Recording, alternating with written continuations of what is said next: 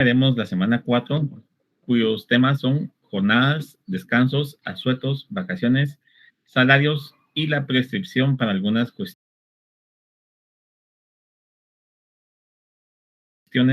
que operan tanto a favor o en contra de patrono o trabajador.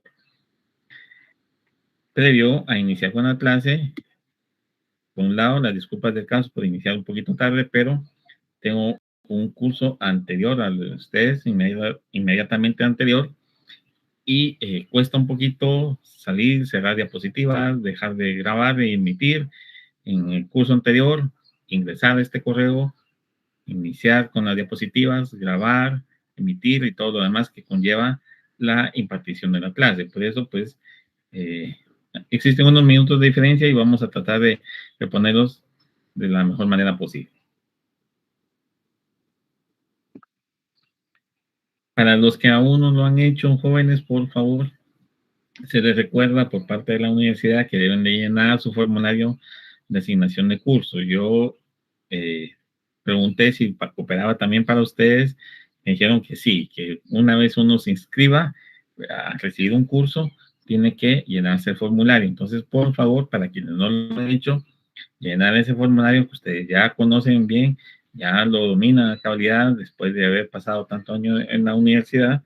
Y para el que es nuevo, pues deberán familiarizarse con el mismo, porque en este se incluyen sus datos generales, alguna otra información que solicitan y los datos de los cursos o el curso que ustedes se están asignando. Una vez lleno, lo firman y lo presentan a su sede académica para que tenga esa validez de asignación de curso. Caso contrario, el curso no podrá ser aprobado. Inicialmente se les había fijado el 8 de febrero como último día para la presentación de formularios sin penalización alguna. Sin embargo, la universidad accedió a trasladar ese plazo hasta el día 28 de febrero, es decir, martes es el día lunes, perdón, es el último día que ustedes tienen para poder remitir su formulario debidamente lleno y firmado a su sede o unidad académica. Por favor, después de esta fecha, desconozco si se los van a admitir con penalización o ya no va a ser posible. Esa información no nos la trasladado a la universidad, pero para evitarse ustedes inconvenientes, por favor, acceder a remitir este formulario antes del 28. Si ya lo hicieron, pues obviamente darán caso omiso del mensaje. Esta semana tiene como objetivo entonces que ustedes realicen un análisis respecto a las diferentes jornadas de trabajo reguladas tanto en la Constitución como en el Código de Trabajo, así como las jornadas extraordinarias o la jornada extraordinaria. Conocer qué son descansos, asuetos y vacaciones, porque son cuestiones muy parecidas, pero con ciertas diferencias, así como lo relativo al salario y la forma en que éste se regula, su fijación y la forma de pago,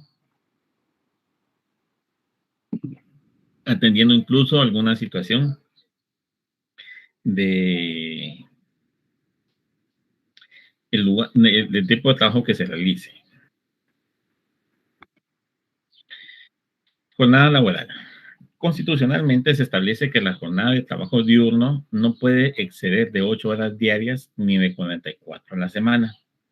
Y para efecto del pago de salario se debe computar un total de 48 horas como las horas laboradas. Es decir, la Constitución reconoce que no se pueden trabajar más de 44 a la semana, pero se deben de cancelar 48. Para la jornada nocturna no puede exceder de 6 horas diarias ni de 36 a la semana. Y en el caso de las jornadas mixtas no puede exceder de 7 horas diarias ni de 42 a la semana. Todo trabajo realizado fuera de las jornadas antes indicadas, es decir, más de 6, más de 7 o más de 8 horas, se considera trabajo realizado en jornada extraordinaria y como tal debe ser remunerado. Fundamento de esta situación, artículo 2 de la Constitución Política de la República de Guatemala. Ordinaria no más de 8, mixta no más de 7 y nocturna no más de 6. Cualquier excedente después de esas horas debe ser cancelado como una jornada extraordinaria. En el caso de la norma constitucional, establece que la propia ley normará o regulará las situaciones de excepción en las que no serán aplicables las disposiciones con relación a las jornadas de trabajo. En virtud de lo anterior, podemos verificar el sexto párrafo del artículo 116 del Código de Trabajo, en el cual se establece que los trabajadores agrícolas y ganaderos en un lugar de trabajo y que no supere el número de 10 personas, la labor diurna normal será de 48 horas efectivas. Es decir, aquí ya no van a ser las 44 que establece la Constitución, sino que van a ser 48. Eso ya lo regula el Código de Trabajo, salvo costumbres más favorables. Pero esas 48 horas dependerá de la cantidad de trabajadores que realicen esa jornada. Si no supera el número de 10, el trabajo agrícola se computará por 48 horas a la semana efectivamente elaboradas. En este caso, obviamente, la jornada sí llega a las 48 horas por semana, superando las 44 que ha establecido la Constitución. ¿Qué norma aplicamos? Obviamente, el Código de Trabajo regula que para esas labores agrícolas o ganaderas, si la cantidad de personas que las deben realizar no superan las 10, la jornada se va a extender. Es decir, no es que esté en contravención con la Constitución, pero sí regula una circunstancia especial que motiva que la jornada se extienda por 4 horas más por semana. Estas horas no son computadas como jornada extraordinaria. Sin embargo, tanto la jornada ordinaria como la extraordinaria no puede excederse de un total de 12 horas por día. Esto sin perjuicio de casos de excepción muy calificados, atendiendo a lo establecido en los reglamentos respectivos, o bien en caso de siniestro o riesgo inminente que implique riesgo para las personas, establecimientos, máquinas, plantíos o cosechas, y que no cause perjuicio a los trabajadores, siempre y cuando no sea posible sustituirlos o suspender dichas actividades.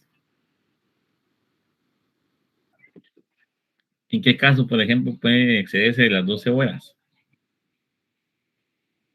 Cuando la situación implique riesgo a personas, establecimientos, máquinas, plantíos o cosechas. En caso de siniestros, un incendio forestal, por ejemplo. Hay hombres y mujeres apagafuegos que pasan de esas 12 horas de trabajo. En el caso de las inundaciones, de las tormentas, en el caso de las erupciones volcánicas. Esas situaciones que son producto de un siniestro y que ponen en riesgo a la población principalmente, establece una excepción a excederse de las horas diarias de labores, cuyo máximo son 12. Es decir, ustedes pueden trabajar 8 horas ordinarias, 4 horas como jornada extraordinaria, pero si la situación atiende a esto, a un siniestro, a un riesgo, a un peligro, pueden excederse de esas 12 horas que ya han trabajado. Ejemplo de ello, podemos mencionar la erupción, las inundaciones, las calamidades públicas, y en este caso, el salario se cancelará únicamente como jornada ordinaria. No lo establezco yo, lo establece la normativa. Vean ustedes cómo cambia esa situación y ya no pasa a ser una de jornada extraordinaria.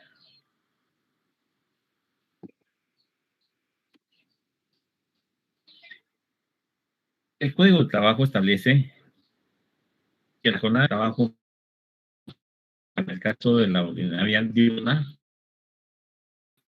no puede exceder de 48 horas a la semana. La Constitución refiere un máximo de 4. El código establece que la jornada diurna se comprende entre las 6 a las 6 horas del día siguiente.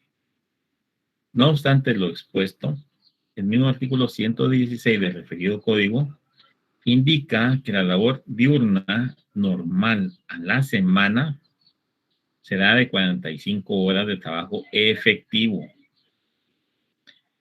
Podemos apreciar entonces que existe una hora más de trabajo que debe realizarse de acuerdo con lo que establece la Constitución. Veamos y platiquemos este tema un poco más despacio. La Constitución nos establece a ustedes como jornada ordinaria diurna que no puede exceder de 44 horas. El código les establece que no debe de exceder de 48 horas. Pero estos son los máximos. Pueden haber mínimos, pero como máximo esos son los límites. La Constitución 44, el Código 48. Sin embargo, el mismo código establece que la jornada o la labor diurna normal a la semana debe de ser de 45 horas de trabajo efectivo, es decir, una hora más que la máxima que establece la Constitución y 2 horas menos de la máxima que establece el propio código. ¿Cómo se debe pagar? ¿Pagamos las 44? ¿Pagamos las 45 efectivas o pagamos las 48 que establece la Constitución? ¿Se han puesto a pensar ustedes cuánto les pagan por hora? ¿Cómo les están pagando ustedes su salario? ¿Qué pasa? Para quienes, por ejemplo, piden permiso y llegan 2 horas tarde y les dicen, les voy a descontar las 2 horas. ¿A cuánto les descuentan la hora? Eso multiplíquenlo por los 45 que trabajaron en la semana y eso debe ser su salario semanal. Y eso por las 4 semanas, más 2 días, y ese es su salario mensual. ¿Ocurre o no ocurre en la realidad? ¿Opera de esa forma o no opera de esa manera? Porque en muchos lugares le piden a uno que siga trabajando después de la jornada. Haga, mire, quédese de esa milla extra, como le llaman, con tal de no pagar la hora extraordinaria, le motivan a uno de esa forma, es decir, de un poquito más. No marque el reloj a las 5 de la tarde o a las 4 de la tarde, que es hora de salida. Márquelo después, o venga antes, venga a las 7 de la mañana y empiece a trabajar. Eso, como motivación, está bien, pero muchos lo hacen para evitar el pago de esas horas extraordinarias. ¿Hasta dónde es prudente entonces que como trabajadores digamos, bueno, ya trabajé mis 8 horas diarias, ya me voy? ¿Qué pasa con los trabajadores que, por ejemplo, laboran en las empresas de maquila? Ellos trabajan 10 horas efectivas a la semana, diarias, perdón. 7:15 están entrando, 5:15 de la tarde están saliendo, de 7 a 17, 10 horas flojamente en el día, con una hora de descanso dividida de la siguiente manera: 15 de refacción a media mañana, media hora para almuerzo y 15 de refacción en la tarde. Serán algunas maquilas las que tal vez no den refacción en la tarde o las que den un poquito más en tiempo para ingerir alimentos. Pero de esas 10 efectivas diarias, les pagan 9, porque la otra hora es de alimentos. Y muchas maquilas no la pagan. Cumplen por lo menos el código, no digamos la Constitución. Es materia de estudio. Un análisis que ustedes pueden realizar durante los últimos 5 años en el municipio de Misco, en las maquilas comprendidas en la zona 1, qué sé yo, como la modalidad que exigía la universidad, no sé si aún la exige de esa forma, para hacer tesis. Es interesante ese tema. Vemos entonces que en cumplimiento a lo establecido en la Constitución, en cuanto a que la ley normará los casos de excepción, el artículo 124 del Código de Trabajo enumera los casos que no se encuentran sujetos a las limitaciones de la jornada de trabajo. Es decir, una persona que va a trabajar más o menos y que no tiene un límite en esa jornada de trabajo. Que trabaje menos va a ser muy difícil. Casi siempre van a trabajar más.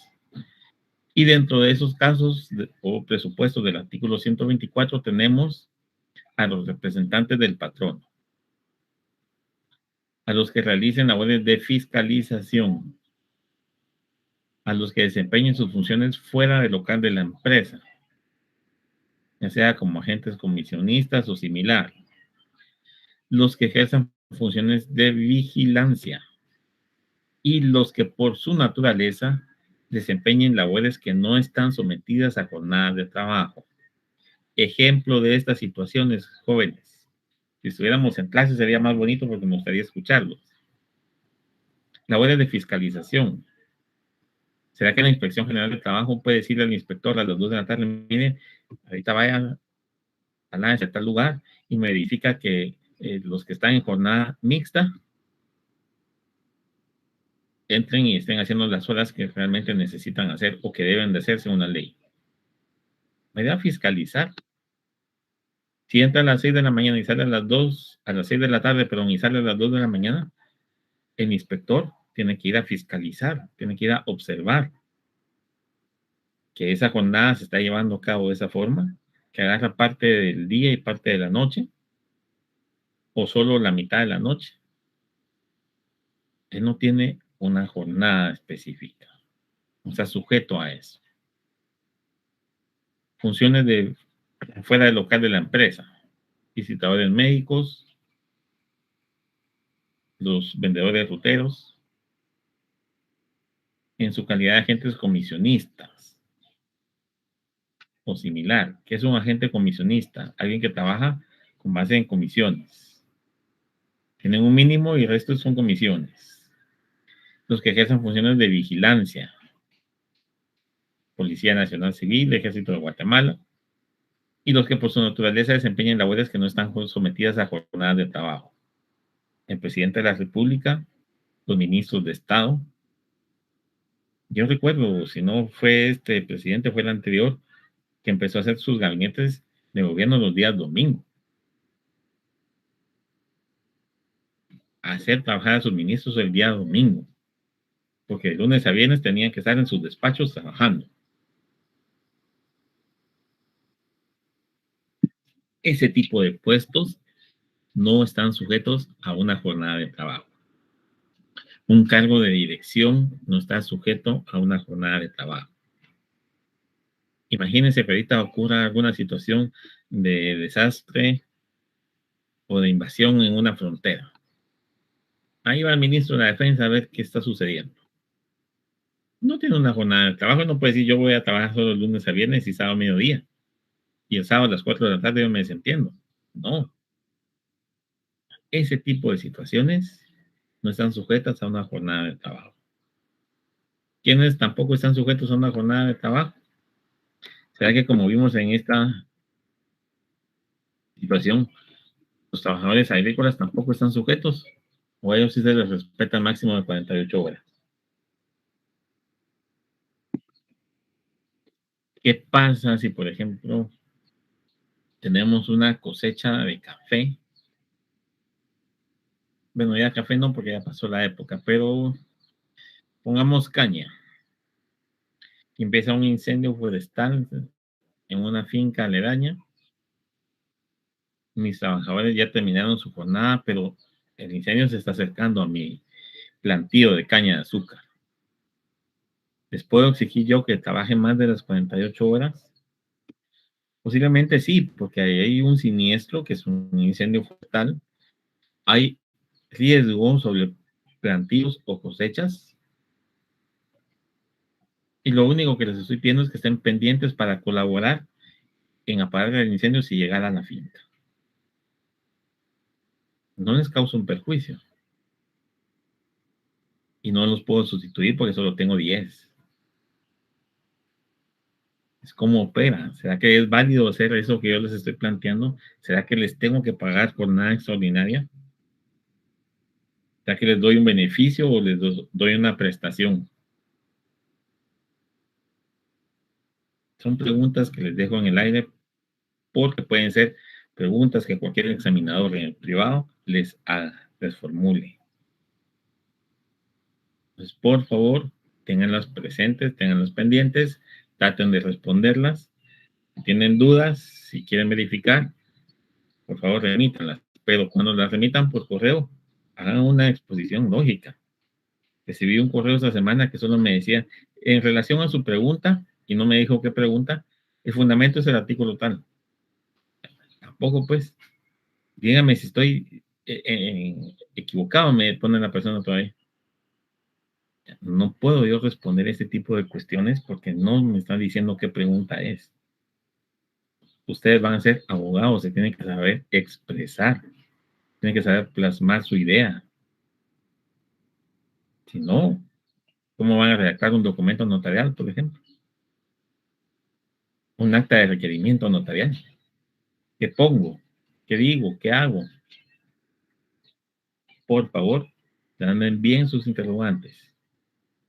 Cuando no les contesto es porque lo único que hacen es pedirme las diapositivas y ya les dije, no entrego diapositivas, no las traslado, porque eso implica que, por ejemplo, los que están conectados en este momento, que son 490 personas,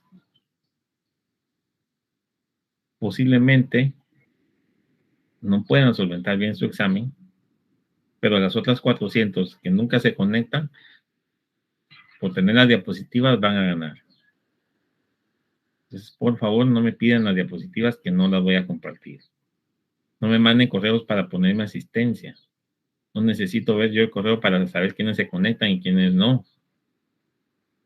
Es otra modalidad para verificar la asistencia.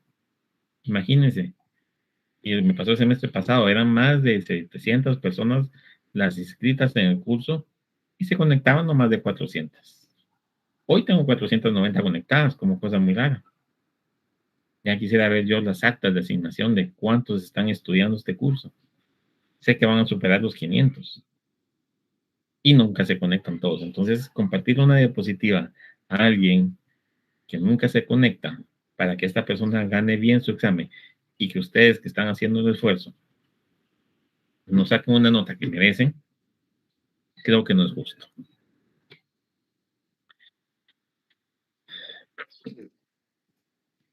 Con relación a la jornada de trabajo, entonces podemos mencionar, por último, que es función de la autoridad administrativa del organismo ejecutivo emitir los acuerdos respectivos para el caso de las personas que desempeñen labores de transporte, comunicaciones o de otras características especiales. Igual manera, cuando la persona realiza labores insalubres o peligrosas de acuerdo a la naturaleza de la actividad.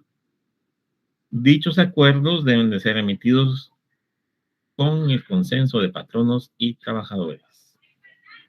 ¿Y quién es la autoridad administrativa del organismo ejecutivo? Pregunta de privado. ¿Cómo se llama? ¿Dónde tiene ubicada su sede? Son preguntas de privado que ustedes como profesionales deben de saber. Ella platicaba precisamente con otro colega y me indicaba el que cuando él estaba estudiando, le preguntaron en un examen parcial cuántas subsedes de registro de la propiedad existían y las direcciones de estas subsedes. Era estudiante y era en un examen parcial. Válida la pregunta, de mala fe la siento yo.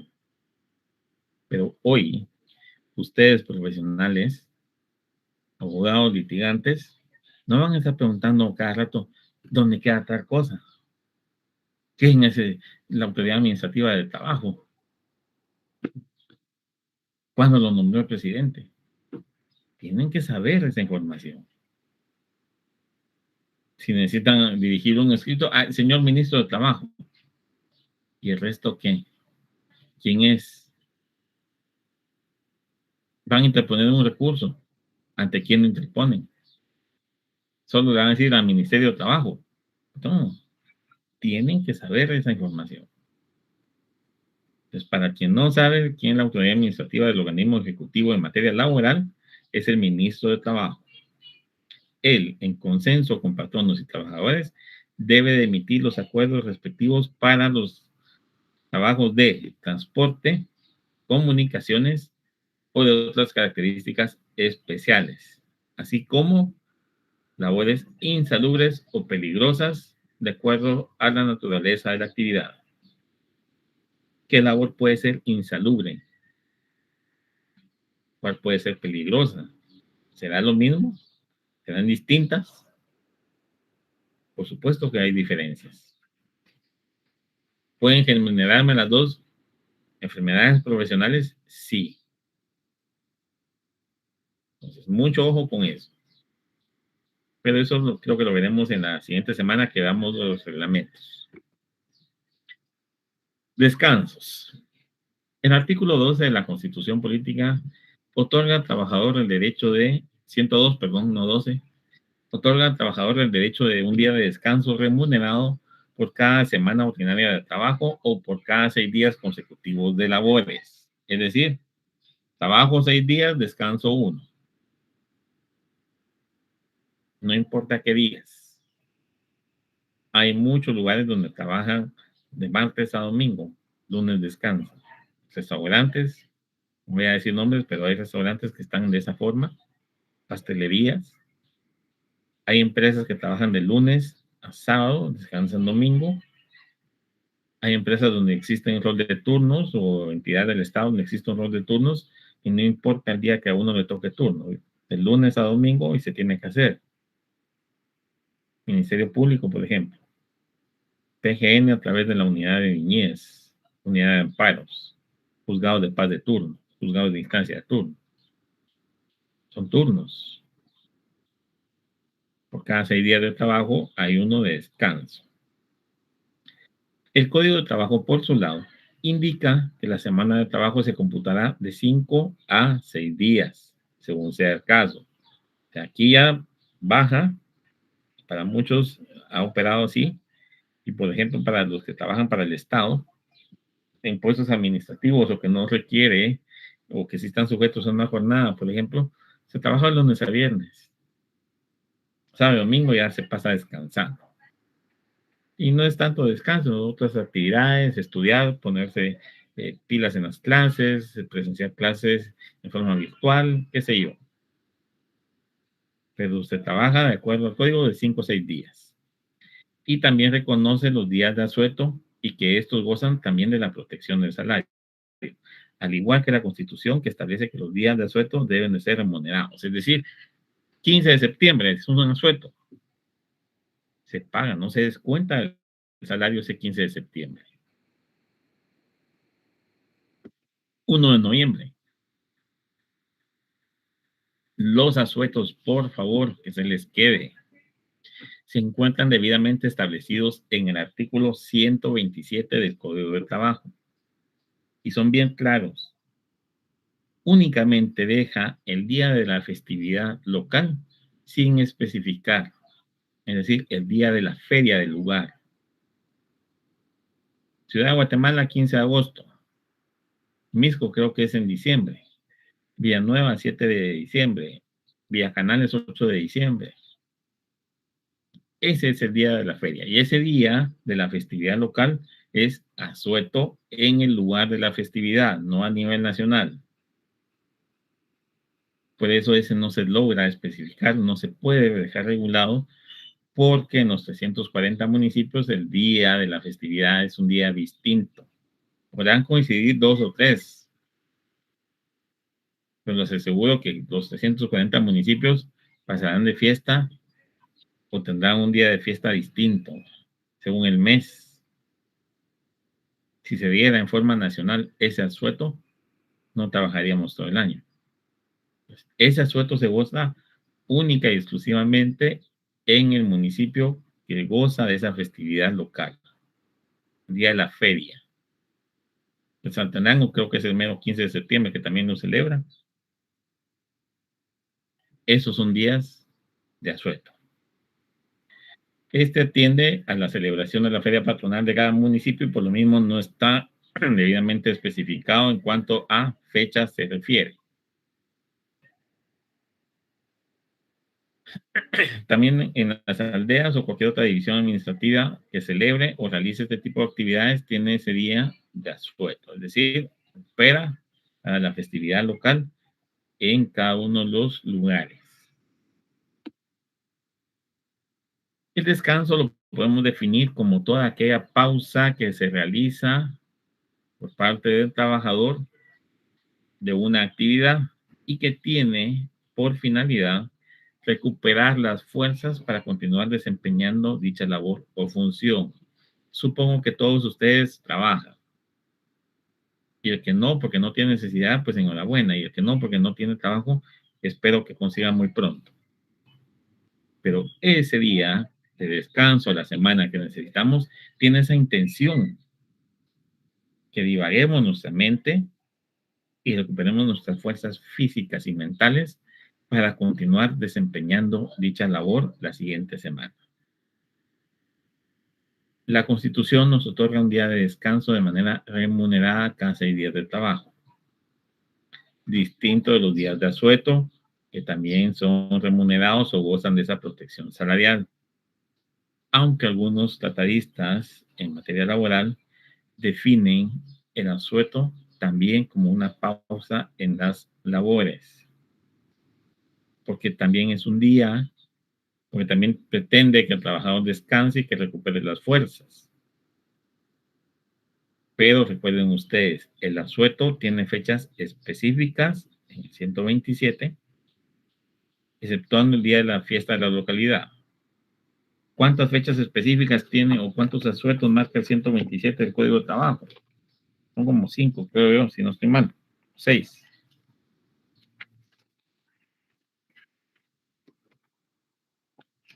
Más. 1 de enero, jueves, viernes y sábado santo. 1 de mayo, 30 de junio, 15 de septiembre, 20 de octubre, 1 de noviembre, 24 de diciembre, mediodía, es decir, a partir de las 12 del mediodía, 25 de diciembre completo, 31 de diciembre mediodía, también a partir de las 12 del mediodía, y el día de la festividad de la localidad. Así lo establece el código. El patrón está obligado a pagar el día de descanso semanal, aun cuando en una misma semana coincida uno o más días de asueto. Y asimismo cuando coincidan un día de asueto pagado y un día de descanso semanal. Si, por ejemplo, hoy fuera 30, mañana fuera 30 de abril, lunes 1 de mayo, tenemos el descanso semanal del domingo 30 y el asueto del 1 de mayo, que era un día hábil, pero lo vamos a gozar. ¿Qué pasa si tenemos que trabajar en esos días? La remuneración debe de ser como una jornada extraordinaria, adicional al día. En el caso de los trabajadores que vengan su ingreso por unidad de obra o por comisión, al salario se le debe de agregar una sexta parte de los salarios devengados en la semana para los efectos del día de descanso.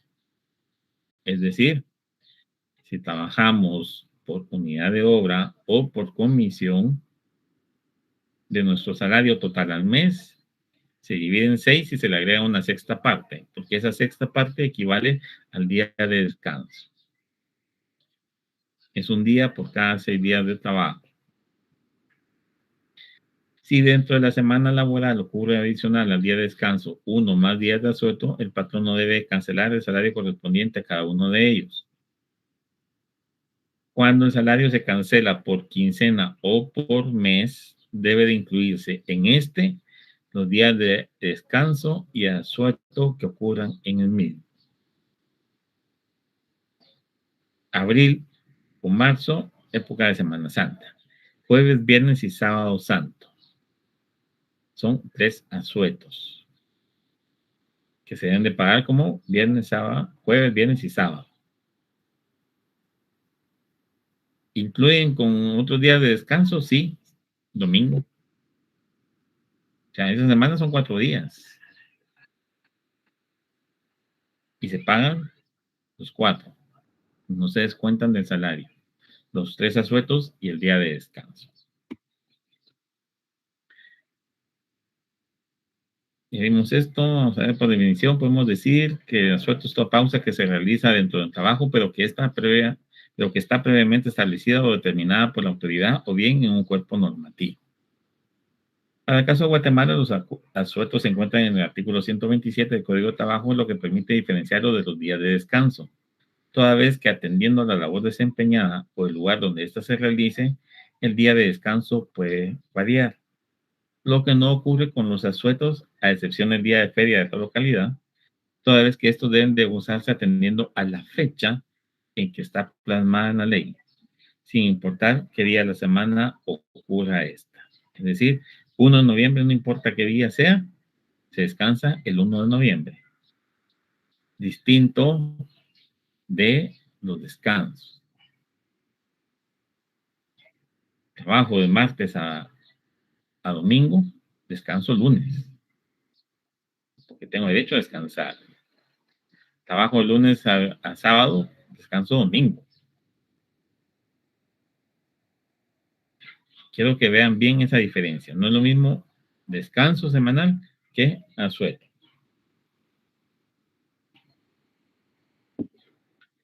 No obstante dicha disposición, existen plasmados en otros cuerpos normativos, como pueden ser leyes ordinarias, leyes orgánicas, pactos colectivos de condiciones de trabajo o reglamentos internos de trabajo, la existencia de otros días que se toman o gozan indistintamente como días de descanso o de asueto, sin que esté determinado precisamente o de una forma clara bajo cuál de las dos modalidades se goza el mismo. Como ejemplo de ellos podemos mencionar el Día de la Madre, que es 10 de mayo. Obviamente, ese sí sabemos, solo lo gozan las madres o las mujeres que ya tienen un hijo. El descanso es asueto, no se sabe. Es un día que la mujer que es madre no trabaja o no debe trabajar para celebrar su día. En algunas entidades o empresas también otorgan el Día del Padre el 17 de junio. Muy pocas en la iniciativa privada y en la iniciativa, en las entidades públicas, creo que por el momento solo el Ministerio Público lo tiene. No sé si organismo judicial lo tenga. Y en algunos casos que se celebra el día en que la entidad o empresa inicia labores o bien que disponen ellos otorgar ese día. Como ejemplo, el Día del Empleado Bancario, que si no estoy mal es el 1 de julio, y el Día de la Autonomía Universitaria de la Universidad de San Carlos, por supuesto, que es el 31 de enero. Esos días no se laboran. Para quienes laboran en entidades bancarias, el 1 de julio descansa, no labora. Imagínense que el día 30 de junio, que es un asueto,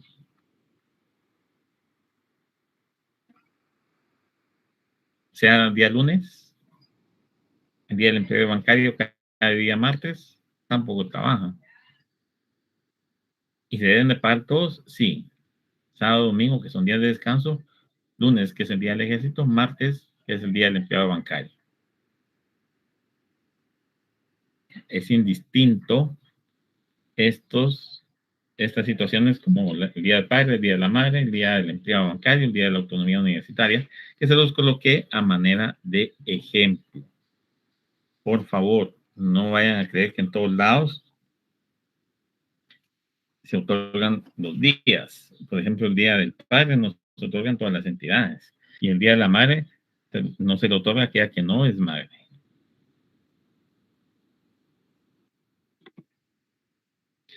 Vacaciones. De acuerdo con la Constitución, en Guatemala, el derecho que tiene todo trabajador de gozar vacaciones es por un plazo de 15 días hábiles por cada año de servicio, las cuales deben de ser pagadas y de 10 días hábiles para el caso de los trabajadores de empresas agropecuarias. Por su parte, el Código de Trabajo refiere que estos 15 días hábiles es el mínimo de tiempo que deben de durar las vacaciones. Es decir, como mínimo, de acuerdo con el código, son 15 días hábiles de vacaciones. La Constitución otorga 15 días hábiles. No establece si es máximo o mínimo. Que ustedes recuerden que toda norma que tienda a mejorar los derechos de los trabajadores se aplica ante cualquier otra disposición, inclusive de la Constitución, porque la Constitución marca el mínimo de garantías. Y cualquier otra disposición que esté sobre ese mínimo que no violente ni restrinja algún otro derecho, se puede aplicar y se debe de aplicar. Entonces se aplica el Código de Trabajo en cuanto a que el mínimo son 15 días hábiles. Para tener derecho al goce de esta, se debe de haber trabajado al menos 150 días en el año, incluyendo en estos los días en que goce de licencia retribuida. Bueno, pero ¿y no tengo que tener derecho a las vacaciones a partir del año, pues?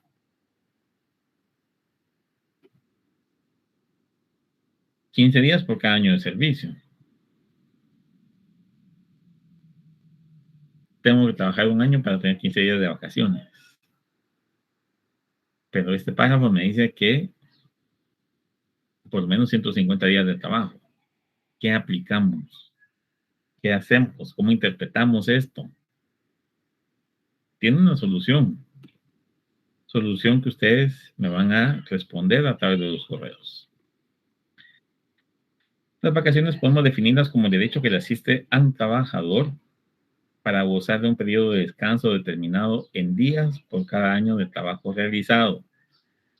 Vean ustedes que la propia definición dice por cada año de trabajo realizado.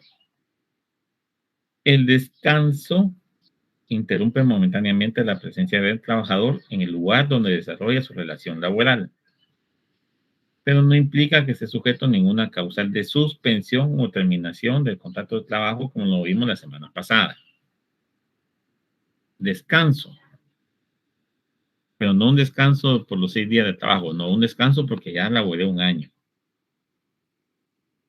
¿Le pone una pausa al trabajo? Sí. ¿Afecta, es una suspensión individual? Sí. ¿Por qué? Interrumpe momentáneamente la presencia de mi persona como trabajador en el lugar donde normalmente desarrollo mi actividad laboral. Pero no es causal de suspensión o terminación. Es una pausa, no es una suspensión. Diferencia mínima, si ustedes lo quieren ver así. Porque yo dejo de asistir un tiempo determinado a realizar mi labor, pero no está suspendida mi relación laboral. Es muy delgada esa línea. Las vacaciones no son causa de suspensión. Las causas de suspensión, las vimos la semana pasada, son distintas.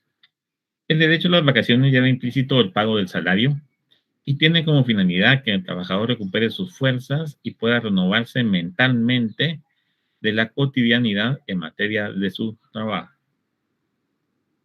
Tiene la misma intención, recuperar fuerzas, renovarse mentalmente. Es como que fuera un día de descanso. Lo que aquí son más días y de forma continuada. Ininterrumpida debiera de ser. En algunos casos, pues, como me sucedió a mí cuando estaba en la fiscalía, por 4 años consecutivos me suspendieron mis vacaciones. O sea, yo pasé laborando más de 4 años en forma ininterrumpida.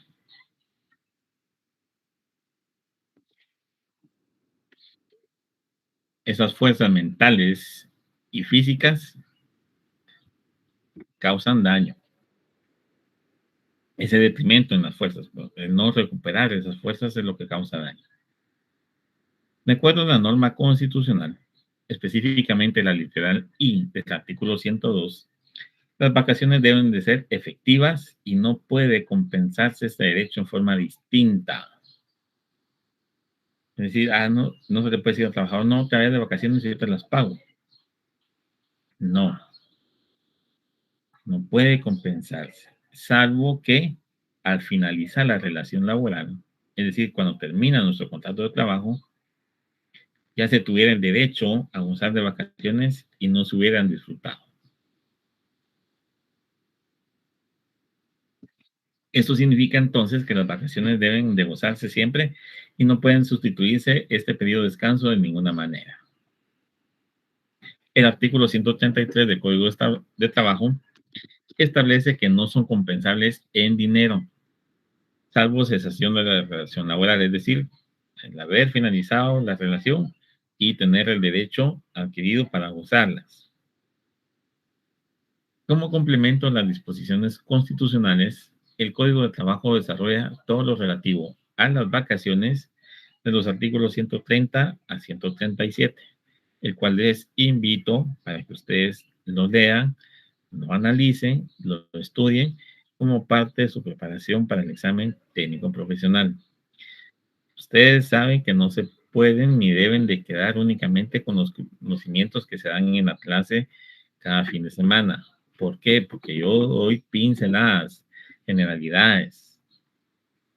Ustedes tienen que profundizar. ¿Por qué? Porque no nos daría tiempo volver a repetir cada uno de los cursos durante su preparación para el examen técnico profesional. Nos llevaríamos año y medio, por lo menos un año. No, aquí vamos en un aprendizaje, un refrescamiento acelerado para que cuando ustedes se presenten a solventar su examen, vayan más fortalecidos que si solo se hubieran metido con sus cursos normales. Al leer ustedes el Código de Trabajo, podrán verificar que todo trabajador, sin excepción, tiene derecho a un periodo de vacaciones remuneradas después de cada año de trabajo. Este debe ser continuo y al servicio de un mismo patrón. Una duración no menor a los 15 días hábiles. El artículo 131 del Código establece que para tener derecho a vacaciones el trabajador deberá de tener un mínimo de 150 días de trabajo en el año. Cabe entonces preguntarse, ¿qué artículo se aplica para tener derecho de vacaciones? El que me establece que debe ser después de cada año de trabajo continuo, porque me establece que debe de ser 150 días. ¿Cómo debe interpretarse cada uno de esos artículos entonces? ¿Será que existe contradicción entre ellos? ¿Será que ambos se pueden aplicar? ¿Será que solo uno se puede aplicar y el otro no? Si uno violenta al otro, ¿cuál se aplica? Si ninguno se violenta, ¿cuál se aplica? ¿O podemos aplicar los dos? Pregunta de privado. Las preguntas cada vez se complican más, jóvenes. Pues por favor, tienen que empezar a estudiar más a conciencia. No sé cómo esté. He visto respuestas muy atinadas, muy concretas, muy bonitas en su redacción. Y hay otras que, como les digo, no entiendo qué me están dando. De veras. Entonces, por favor, a mejorar esa redacción.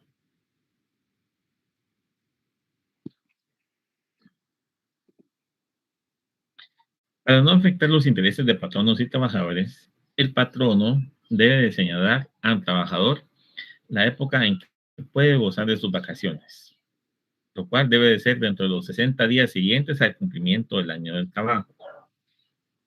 Es decir, cumplí el año hoy, 26 de febrero, tengo 60 días para gozar de mis vacaciones. ¿Qué pasa si no las gozo? ¿Será que pierdo ese derecho? ¿Será que las puedo acumular para el siguiente? ¿Será que me pueden dar dos pedidos juntos de vacaciones? Eso está regulado para no afectar la buena marcha de la empresa ni la efectividad del descanso. Durante este periodo, el patrón no debe procurar que no se vea afectado o recargado el trabajo de los demás compañeros ni, ni de la persona que goza de su periodo vacacional. Es decir, no podemos decir, bueno, dejémosle acumular un trabajo y cuando venga dentro de un mes, que lo saque. No. Ni podemos decir, bueno, váyanse de vacaciones 10 y los dos que se quedan van a sacar el trabajo de todos. No, se puede. Debe de distribuirse de forma equitativa cuánto se va por mes para poder no recargar el trabajo de los demás. En muchos lados se van durante todo el año. Una vez cumple el año la persona puede programar sus vacaciones. En otros, como organismo judicial, se van a fin de año. En dos grupos. Un grupo en noviembre y el otro grupo en diciembre. Y se acabó. No hay más. Usted no puede elegir otro mes que no sea noviembre o diciembre y dependiendo de dónde esté, porque si está en un juzgado que el año pasado trabajó en noviembre y descansó en diciembre, este año sus vacaciones les van a tocar en noviembre y van a descansar en diciembre. Perdón, va a trabajar en diciembre. Así se alterna. Así está el organismo judicial. Para quienes no saben o no conocían o para que está ahí, no me dejará mentir que así es como trabaja el organismo judicial. Para que litiga, para que procura, sabe que un grupo se va de vacaciones en noviembre, otro en diciembre. Es prohibido para el trabajador prestar sus servicios a otro patrono durante su periodo de vacaciones. Obligaciones y prohibiciones de los trabajadores, ustedes se recuerdan que ese es el artículo 63, si no estoy mal, las obligaciones y prohibiciones 64. Aquí hay una prohibición que no está allá, sino que está hasta acá en el apartado de vacaciones para el trabajador. No prestar sus servicios a otro patrono en ese periodo de vacaciones. Es decir, yo me voy 15 días hábiles de descanso, tengo que descansar esos 15 días. No me puedo ir a trabajar a otro lugar, porque entonces no tiene sentido mis vacaciones. Pierde la esencia, ese beneficio que otorga la ley para descansar y recuperar fuerzas físicas y mentales. Por lo mismo es prohibido. ¿Qué pasa si se entera el patrono que el trabajador incurrió en eso? ¿Será que es causa para dar por terminar la relación de trabajo? Está faltando a esta prohibición. ¿Está dentro de las causas que facultan al patrón? ¿Qué hacemos si somos patronos y nos percatamos que el trabajador hizo eso? ¿Qué aplicamos? ¿Qué hacemos? ¿Lo denunciamos en la inspección? ¿Le iniciamos un juicio ordinario en los jueces de trabajo? ¿Qué hacemos? Las faltas injustificadas de asistencia al trabajo no deben de descontarse del periodo de vacaciones salvo que se hayan pagado. Las vacaciones se gozarán de manera ininterrumpida y solo en caso excepcional se podrá dividir en un máximo de 2 partes, siempre que, por la labor desempeñada, no pueda el trabajador ausentarse en periodos muy prolongados. Hay personas que se van incluso hasta 3 veces en el año. Se van una semana, se van una semana y se van una semana. Porque no pueden descuidar el trabajo. Si bien es cierto, se establece un máximo de 2 partes, en algunas instituciones, sobre todo el sector público, permite eso. Las vacaciones no pueden acumularse año con año para gozar de un periodo mayor de vacaciones, pero sí pueden ser reclamadas al término del contrato si no se hubieran gozado esas vacaciones. Allí sí pueden ser compensadas en efectivo. Esta reclamación no puede exceder de 5 años. Es la única prestación que tiene como fecha máxima de pago o cantidad máxima de pago 5 años de vacaciones.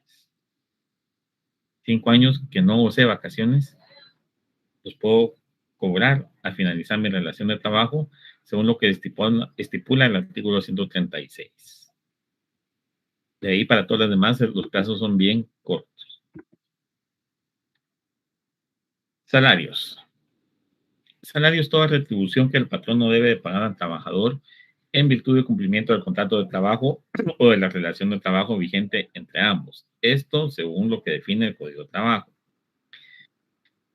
En relación al salario, la Constitución ha regulado en su artículo 102, literales B, C, D, E y F, todo lo relativo al salario, lo que incluye los aspectos de todo trabajo en cuanto a ser remunerado de forma equitativa. Debe de existir igualdad de salario para igual trabajo prestado en igualdad de condiciones, eficiencia y antigüedad. No debe haber distinción entre hombre y mujer. El salario debe pagarse en moneda de curso legal, para el caso de Guatemala, quetzal, salvo excepciones para el trabajador del campo. Aquí sí ya puede darse el salario, una parte en especie y el resto en efectivo o en moneda de curso legal. Se establece que el salario no puede ser sujeto de embargo, salvo los casos previstos en la ley. Es decir, la ley es muy puntual en cuanto a en qué casos y en qué porcentaje se va a embargar un salario. Y por disposición de ley, el salario mínimo debe fijarse periódicamente. Obviamente es una vez al año o cada año. ¿Dónde está la inembargabilidad de los salarios? O por lo menos en qué casos sí procede y un porcentaje. Se remiten ustedes a su Código Procesal Civil y Mercantil, el que dominan ampliamente, y lo ubican. Creo que el aspecto de la inembargabilidad está en el 520, 517, si no recuerdo mal. Y por ahí más o menos también está el porcentaje que se puede embargar. O sea, en qué casos sí se puede y hasta qué monto. En cuanto a la literal B del artículo 102 constitucional, que establece que el trabajo será equitativamente remunerado, salvo lo que respecto determine la ley, podemos indicar que esta última frase hace referencia al trabajo ad hoc, es decir, perdón, ad honorem. Bien, cuando existe una obligación adicional, como por ejemplo las dietas por sesión realizada. ¿Cuál es el trabajo ad honorem? Aquel que se realiza sin recibir un centavo a cambio. Se hace de forma gratuita, altruista. O bien, cuando existe una serie de prestaciones adicionales, como las dietas por sesiones realizadas, los consejos municipales. Por cada sesión realizada se autorrecetan, porque ellos mismos se lo recetan, el monto que van a gozar en concepto de dietas. Hay unas municipalidades que tienen 500 por dieta, otras tienen 1000, otras 2000. Por cada sesión que realicen, reciben esa dieta, que es una prestación adicional al salario. El salario debe ser cancelado por igual trabajo prestado, siempre que exista igualdad en condiciones, eficiencia y antigüedad, sin hacer distinción alguna, sexo, religión, edad o cualquier otra situación similar.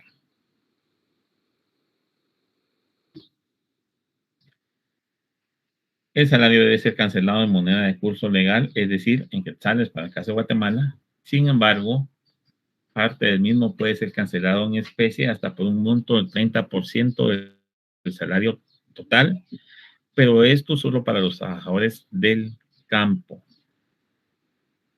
Estos productos no pueden ser dados a un precio mayor que el que su costo o su costo base. Incluso si les puede dar a un costo menor, mejor. ¿Por qué consideran ustedes que el salario al trabajador del campo sí se puede pagar hasta un 30% en especie? El Código de Trabajo desarrolla este aspecto, pero no hace mayor distinción en eso. ¿Por qué consideran ustedes? ¿Cuál será el motivo que tuvo el legislador para poder cancelar a un trabajador del campo su salario en especie hasta un 30%?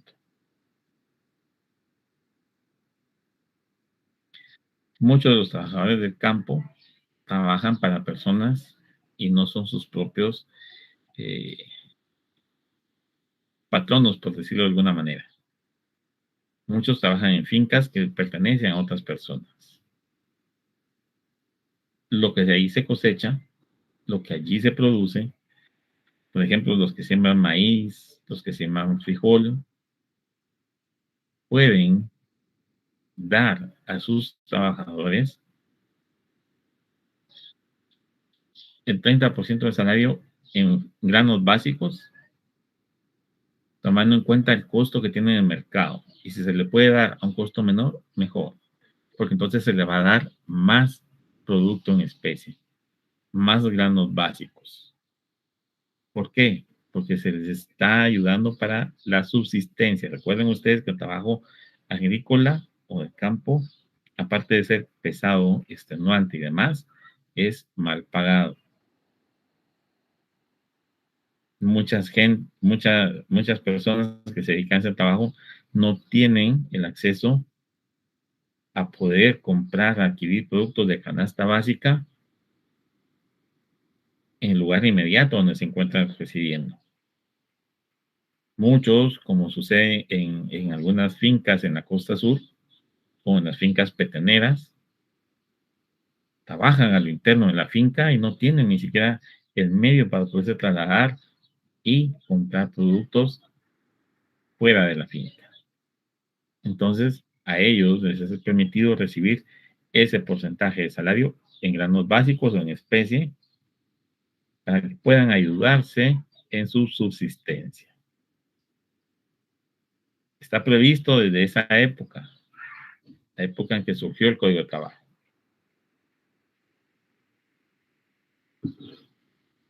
En el código también se establece que forma parte del salario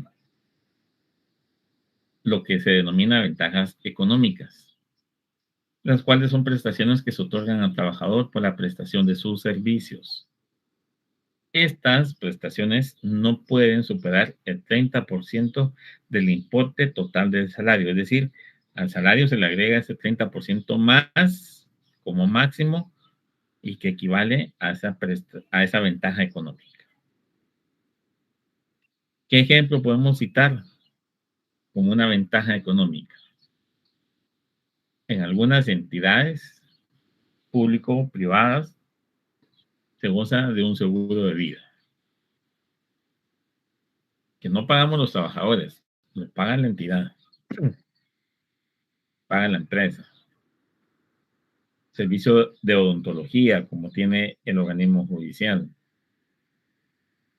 Servicio de médicos, como tiene el Ministerio Público para consultas generales, así de no de especialidades ni que implican mayor intervención médica. Infecciones oculares, limpieza de oídos, situaciones de estrés, qué sé yo. ¿Esa es una ventaja económica? Sí, porque está impidiendo que el trabajador erogue parte de su salario en ese tipo de atenciones. ¿Habrán algunas otras situaciones que podemos considerar como ventajas económicas? ¿Cuáles serán estas? Pregunta privado, sí. Es una pregunta abierta, sí. ¿Son muchas las que pueden determinarse como ventaja económica? No. Por lo menos de las que yo he tenido razón aquí en Guatemala. Pero con 2 o 3 que ustedes pongan de ejemplo a la hora de su examen, si les preguntasen eso, es suficiente. ¿Qué van a poner de ejemplo? No van a poner las que yo tengo acá, porque si yo en algún momento los llevo a examinar, les voy a decir, esto se lo dije yo. No, van a buscar distintas situaciones que puedan representar una ventaja económica y que esto equivale a un máximo del 30% del importe total del salario. Viáticos no es una ventaja económica. ¿Por qué? Porque el viático es una prestación que se le otorga al trabajador para que, por necesidad de desplazarse en el desarrollo de sus actividades, que no es de forma habitual, por ejemplo, tiene que salir, tiene que desayunar, tiene que almorzar, tiene que cenar, posiblemente quedarse a dormir a donde vaya, regresar al día siguiente o 2 días después. El viático le va a servir para eso, para que se traslade hacia un lugar específico a desempeñar sus labores por una eventualidad, por alguna situación, alguna capacitación, y que no le vamos a decir al trabajador, mire, pague usted su salario. No, voy a ayudar con cierta cantidad para que usted pueda trasladarse. El Estado tiene un reglamento general de viáticos. Supongo yo que la iniciativa privada, dependiendo de cada una de las empresas, entidades bancarias, empresas de maquila, no sé, venta de repuestos, contemplan posiblemente dentro de su reglamento algún apartado específico en cuanto al tema de viáticos. Viáticos no es una ventaja económica, a menos de que sea un vendedor rutero y esté establecido directamente que por cada viaje se le va a otorgar tanto en forma fija y que este monto, a través de las 4 semanas de labores, no va a superar el 30% de ventajas económicas, de salario, perdón. Aquí sí podríamos considerar de alguna manera que ese viático es una ventaja, porque yo no estoy gastando, estoy recibiendo un 30% más de mi salario para eso. Pero serán muy contados los casos donde se establezca que eso implica una ventaja económica y que va a ser a efecto de viático. Caso contrario, si no está establecido, el viático debe ser aparte. Es una cuestión adicional. ¿Es prestación o es beneficio? ¿Será que es el beneficio? ¿Es prestación? Si está contemplado en el reglamento de trabajo, por ejemplo, en el reglamento interior de trabajo, ¿será que es una prestación o es un beneficio? ¿Cómo lo catalogan ustedes y por qué? Para mí es un beneficio, porque está estipulado un cuerpo normativo que no es una ley ordinaria y que es para ciertas personas en ciertas ocasiones o por ciertos motivos. No todos los trabajadores gozan de viático, porque no todos los trabajadores tienen necesidad de salir. Es un beneficio que se da en forma muy eventual, como, por ejemplo, el premio al empleado del mes o al empleado del año. Son pequeños reconocimientos, los beneficios. El viático, si queremos verlo así, podría ser un beneficio, no a forma de reconocimiento, pero sí un beneficio porque el trabajador se impide de gastar el de su salario cuando se traslada. En cuanto a la forma de pago de los salarios, el artículo 92 del Código de Trabajo regula que puede ser cancelado de dos maneras: quincenal o mensual. Si el salario comprende participación de las utilidades, que no es ventajas económicas, sino que son utilidades, participación por las ventas o los cobros que se logran efectuar, se debe de señalar, no en el contrato, por lo menos en el reglamento, la cantidad que el trabajador ha de recibir y el pago de esto, es decir, de utilidades, ventas o cobros, debe de hacerse efectivo por lo menos una vez al año. PAIS creo que funcionaba así cuando existía PAIS, que él a sus colaboradores al final de año les liquidaban sus utilidades. No todos eran colaboradores, pero los que habían sí les daban el pago de su utilidad cada año. Seguramente era a principios de diciembre, si no recuerdo mal. Si alguien tiene la información, creo que no estoy tan perdido en cuanto a la forma en que pagaba y que no era todos, así como la fecha de pago.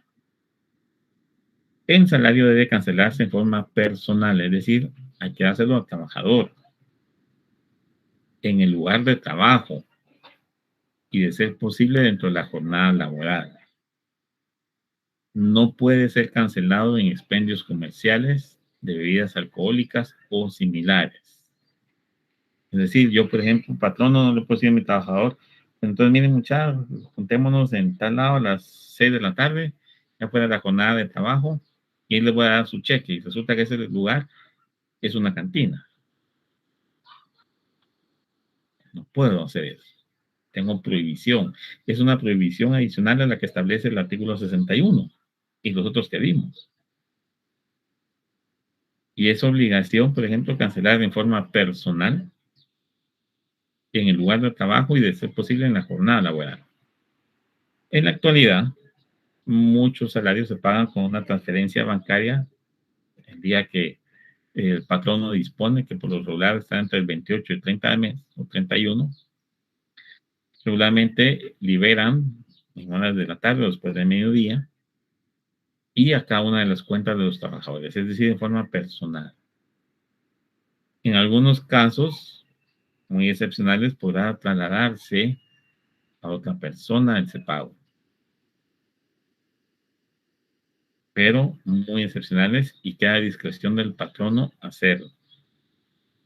Un ejemplo, el trabajador sufre un accidente y está imposibilitado de poder ir a retirar al banco su salario de forma mensual.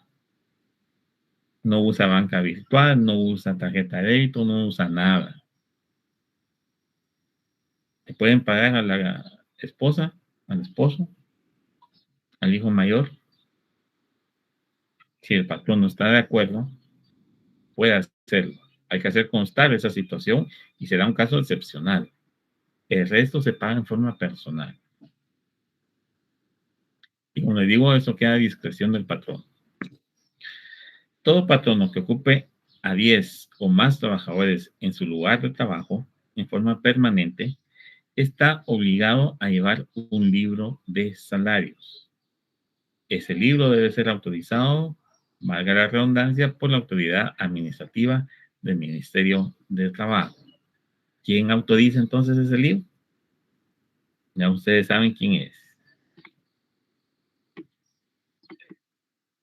Vean ustedes que aquí la cantidad de trabajadores igual es 10, como sucede con el reglamento interior de trabajo. 10 o más, ya hay obligación del libro de salarios y de hacer un reglamento interior de trabajo. La Constitución regula que los salarios son inembargables según lo dispuesto en la ley, al igual que los instrumentos de trabajo. Solamente podrá hacerse en el caso de protección a la familia del trabajador, pensión alimenticia, por ejemplo, siempre que medie orden judicial. Es decir, que un juez de familia nos obligue a embargarle a nuestro trabajador un porcentaje de su salario por concepto de pensión alimenticia. Eso es lo que está plasmado acá en una forma práctica o de ejemplo. Esta protección al salario se desarrolla ampliamente en el artículo 96 del Código de Trabajo, indicando casos puntuales en los que no puede embargarse el mismo o bien el porcentaje permitido a embargar según el monto del ingreso. El artículo 96 nos va a remitir a la Autoridad Civil y Mercantil. Está en concordancia, ustedes deben de hacer ese match, esa amarre de normas, esa llamada a otro cuerpo normativo, a un artículo específico, a un capítulo o título, para que ustedes sepan si la norma se complementa, se integra para poderla aplicar. En cuanto al tema de protección de la familia, el artículo 97 regula que puede embargarse hasta un máximo del 50% de salario para el pago de alimentos. No sé cuál será la opinión de ustedes, pero muchos jueces de familia embargan el 50% del salario. Y el código establece como máximo ese 50%. Por eso establece hasta, no más allá de. Ese hasta es un máximo, es lo más que pueden embargar. No es que necesariamente deban de embargar esa cantidad o ese porcentaje. Sin embargo, los jueces de familia sí son muy radicales en ese sentido. Yo no comparto esa opinión, independientemente de qué lado de la baraja me encuentre, si del lado de la persona que los reclama o del lado del que está obligado, pero para mí es algo que no debe de resolverse de esa forma. Debe ser más acorde a que también la persona que está obligada tiene sus propios gastos.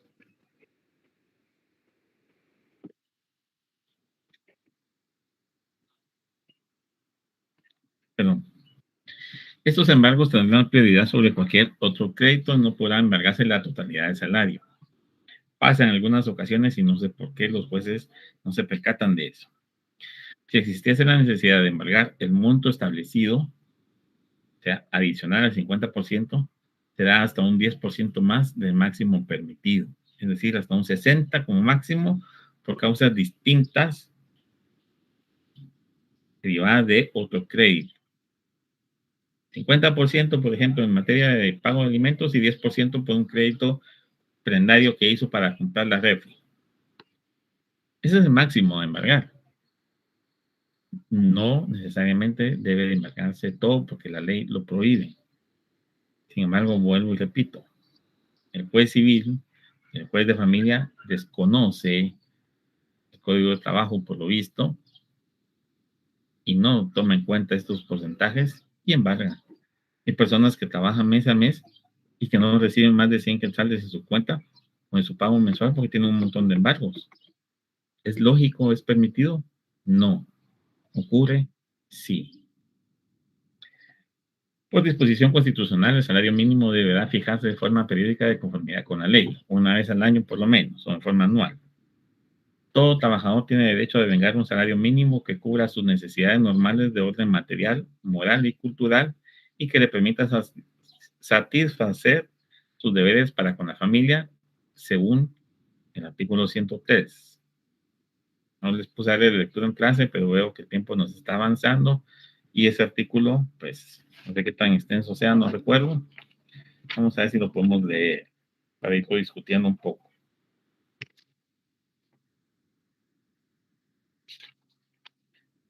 Sí, es bastante extenso. Pero básicamente está resumido allí. Tiene derecho a devengar un salario mínimo que cubra sus necesidades normales de orden material, moral y cultural y que le permita satisfacer sus deberes como jefe de familia. Se debe fijar periódicamente conforme se determina en este capítulo y atendiendo a las modalidades de cada trabajo y las particulares condiciones de cada región y las posibilidades patronales en cada actividad intelectual, industrial, comercial, ganadera o agrícola. Esa fijación debe también tomar en cuenta que si los salarios se pagan por unidad de tiempo, por unidad de obra o por participación en las utilidades, ventas o cobros que haga el patrono, y ha de hacerse adoptando las medidas necesarias para que no salgan perjudicados los trabajadores que ganan por pieza, tarea, precio alzado o a destajo.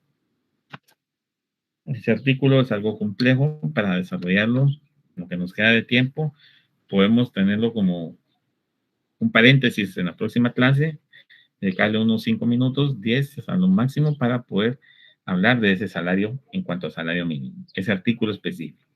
Por favor, alguien me recuerda antes de la próxima clase o el inicio de la próxima semana de clase que podamos discutir esta situación.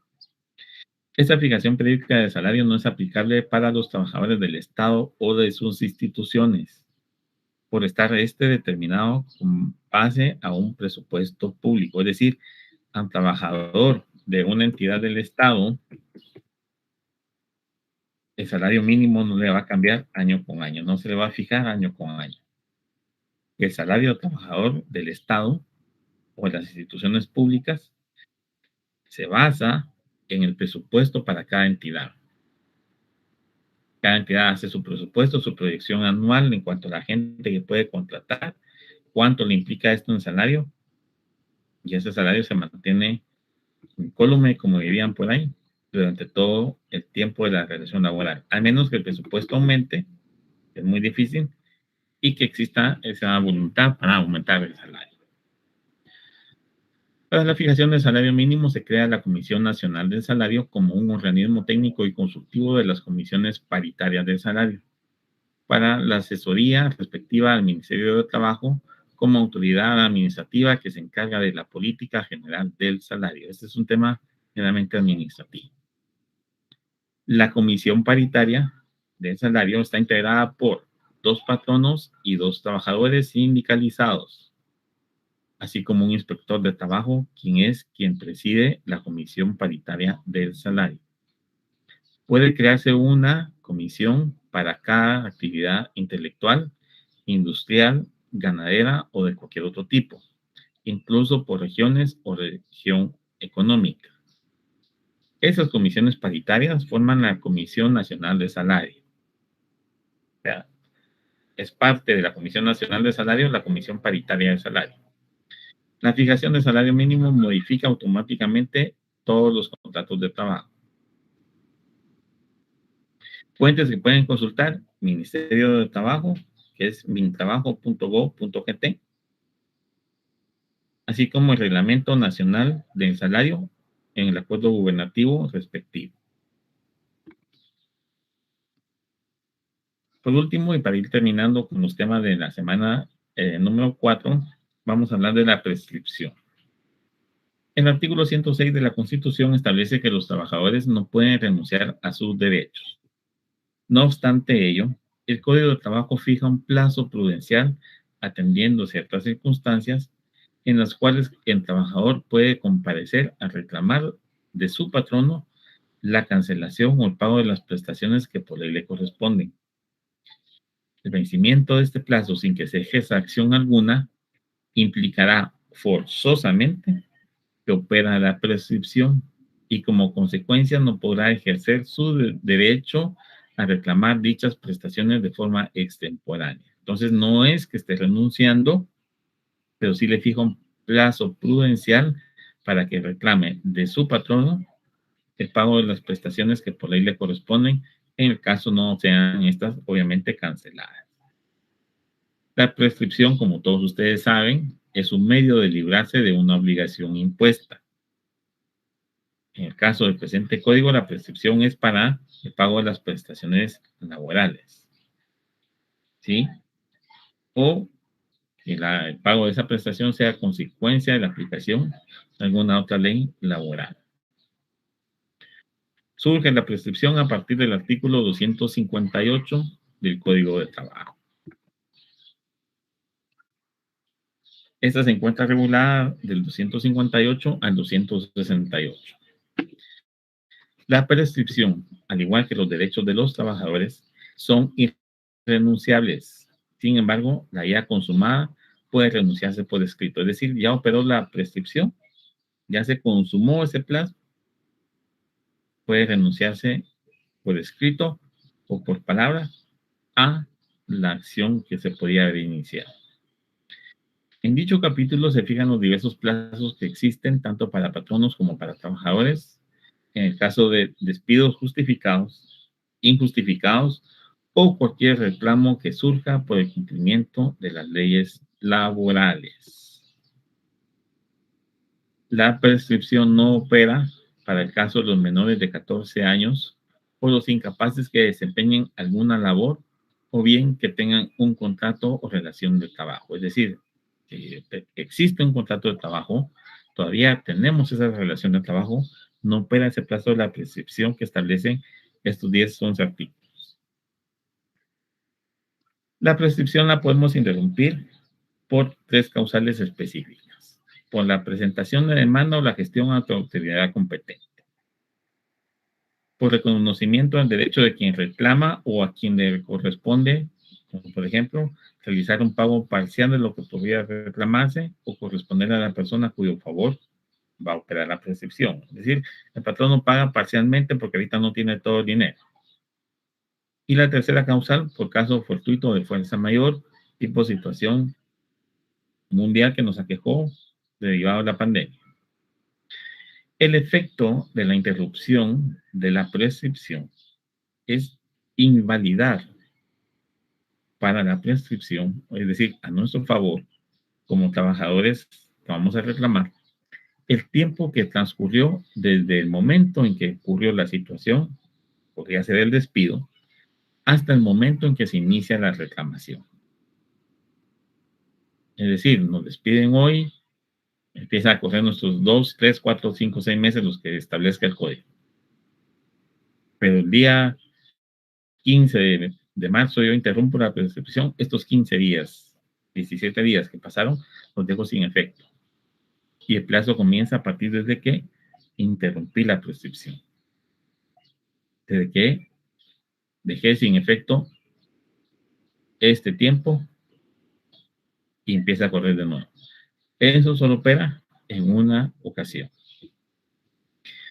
Bueno, jóvenes, eso ha sido todo por el tema de la semana. Espero que haya sido de su interés, que ustedes hayan podido, pues, de alguna manera